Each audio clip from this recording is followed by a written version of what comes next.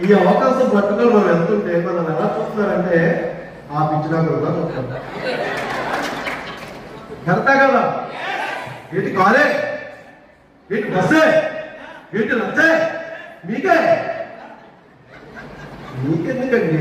Drill master కదా, drilling చేసుకోవచ్చు కదా అని అంటారు. అనరా లేదా? అంతెందుకు ఆయనకి ఆపర్చునిటీకి వెళ్ళినప్పుడు కూడా ఆయన కూడా కొద్దిగా ఇలాగే ఉన్నారు. ఎవరు రాగండి, బయట రాగండి. మన నిన్న తొలుపుతాను. ఇప్పుడు ఆ ఫీలింగ్ తెలుసుకున్నాం. అసలు ఆ ఫీలింగ్ మామూలుగా ఉండదు.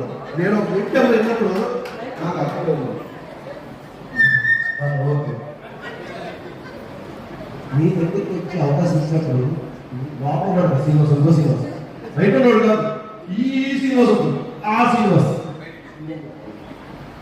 పని పాటలేని వాళ్ళందరూ పట్టుకొని తిరుగుతారు. నాకు చాలా పని ఉంది కాబట్టి దయచేసి మిమ్మల్ని పిలిపిస్తాను. చిత్తూరు ఎవరంటే ఆల్రెడీ పని చేసుకుంటూ మొత్తం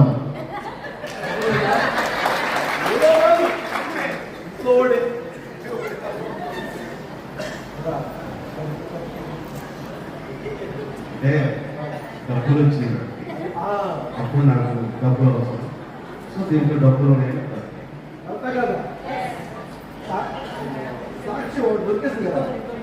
సార్ కూర్చోండి.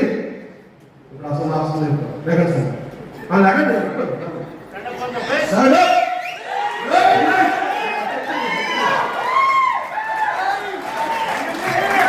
ఈయనే తక్కువడే కాదు, ఈయన పడ్డవాడు ఎవరో తెలుసా? డాక్టర్ గొప్పబాబు గారు.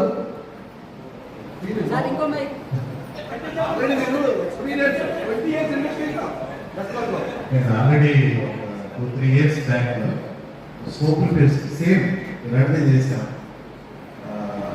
అన్నీ పోయి మళ్ళీ మీరు చేసేస్తాను. లోపల బయట ఏమంటున్నాడంటే డాక్టర్ గారు వేరే కంపెనీకి వచ్చినందుకు క్లయింట్కి థ్యాంక్ యూ వెరీ మచ్ అని చెప్పి బయట అంటున్నాడు. లోపల చిచ్చి అంటున్నాడు. సోపులు పేస్ట్ అనుకున్నాం సార్ ఆఫీస్కి వెళ్ళి అసలు ఎవరు పని చేస్తుంది అంటున్నాడు అనమాట. అలాగా అయితే ఇక్కడ నేను క్లారిటీ ఎందుకు ఇచ్చానంటే ఎవరు కూడా ఇష్టంతో రాలేదు. ఇప్పుడు మన శ్రీనివాస్ సార్ అవ్వచ్చు, రామకోటి సార్ అవ్వచ్చు, ఆ శ్రీనివాస్ అవ్వచ్చు, ఇక్కడ ఉన్న ప్రతి ఒక్క